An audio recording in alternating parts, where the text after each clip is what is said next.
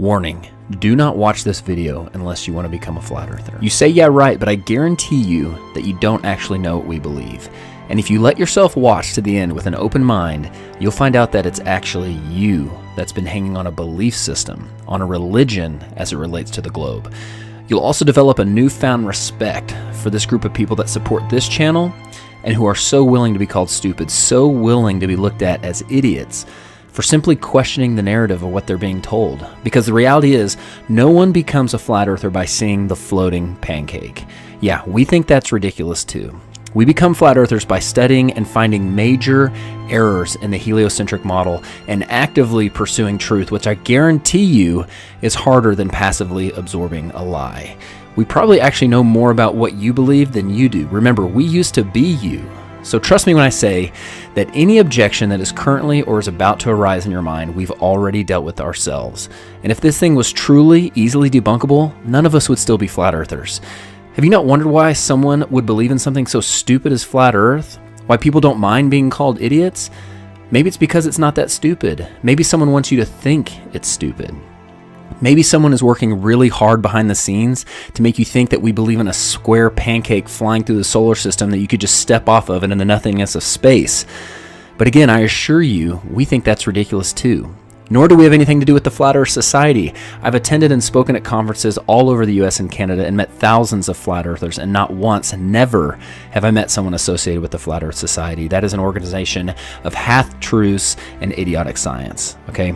We are simply people in search of truth who hold empirical, measurable, repeatable science as well as ancient accounts on a higher level than mere theoretical mathematics. And last thing before I get going, I want you to know that they are banking on you not questioning this. They're hoping to their God with a lowercase g that you do not look into this, because they know if you do, you're going to have some major questions that unfortunately have no warm and fuzzy answers, which is why they've worked so hard to keep the flat earth, the perception of flat earth, as a theory that only morons could believe in. So sit back, relax, and I promise you will not regret it.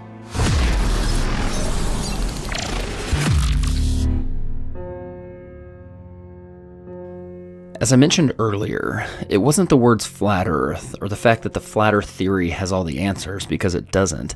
And it certainly wasn't the social consequences that drew us in. But for most of us, it was the questioning of the globe model, which ultimately brought us to flat earth. So here's some questions that reveal some things that I didn't even realize I believed in by believing in the globe. Why is it that even though the Earth spins at 1,000 miles an hour at the equator, goes around the sun at 66,000 miles per hour, which travels through the universe at 500,000 miles per hour, which is expanding at over 1,000,000 miles per hour, are we able to take a picture of the sky on the same day every year and never see changes in the stars, even for thousands of years? Why does Elon Musk say, you can tell it's real because it looks so fake? That's because it does look fake. Look how the Earth glitches out in the background, but the car doesn't. And see how the Earth supposedly looks from the International Space Station, which is 240 miles up. However, this was taken from only 170 miles. Do you see an issue here? It's just like the Red Bull space jump in the Mythbusters episode that used downward-facing fisheye lenses to create massive amounts of curvature. But the non-fisheye lenses from the capsule and the cockpit show flat horizons, which concur perfectly with weather balloon footage more than 20 miles up. Which, by the way, 20 miles high is roughly the size of the bulge that should be in the state of Kansas due to it being 413 miles wide. Here's what 20 miles up looks like. That would be a large bulge for something that is supposed to be flatter than a pancake. And by the way, Kansas is only the 9th flattest state in the US. How many pieces of flat land does it take to make a ball? Why, when we look at the stars in December, do we see the same stars that we see in June? We should be looking in two totally different directions. If ships sail over the curve of the Earth, why are we able to bring them back into view with high-powered lenses as if they merely sailed past the horizon of the eye's angular resolution? Why are we able to see things over long distances, which according to the formula for a ball with a circumference of 24,900 miles, should be thousands of feet below the curvature horizon? And now, with infrared technology, we are seeing things that should be miles below the horizon if we truly lived on a ball. If Eratosthenes proved the Earth was a ball thousands of years ago with an experiment using shadows, why do experts say that his results should actually be the same on a flat Earth with a smaller local sun? If the sun barely looks bigger than the other stars from Saturn, why is it able to completely light it up so that we can see it from Earth? And if something merely the size of the other stars can do that, why is the backside of Saturn not lit up by the billions of stars on the other side? And why are there dark sides to any objects in the solar system? If moonlight reflects the warm light of the sun, why is moonlight measurably cold? Why is it warmer in the shadows at night when it's the exact opposite of what we experience in the sunlight during the day?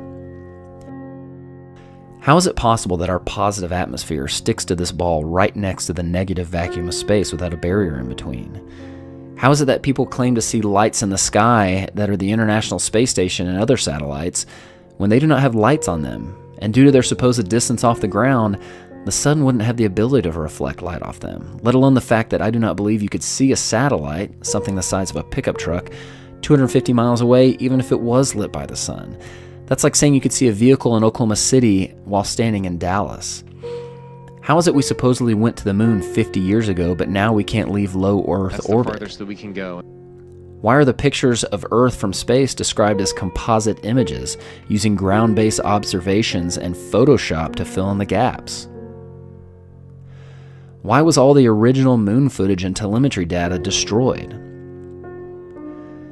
Why is NASA constantly getting caught on live feeds with men in the background of models, harnesses on the International Space Station, and bubbles and scuba gear in space like they're filming spacewalks in a pool? Why is YouTube hiding true flat Earth content and promoting the ridiculous false perception of the floating pancake? You're dealing with all these conspiracy theorists on your platform.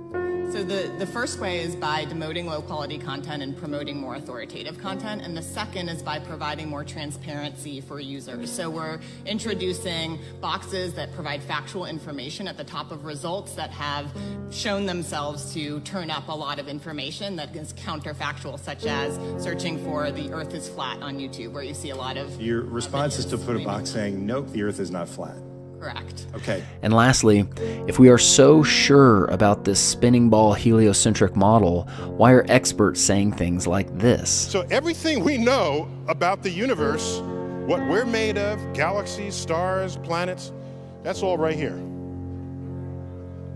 So according to this chart, we are 96% stupid.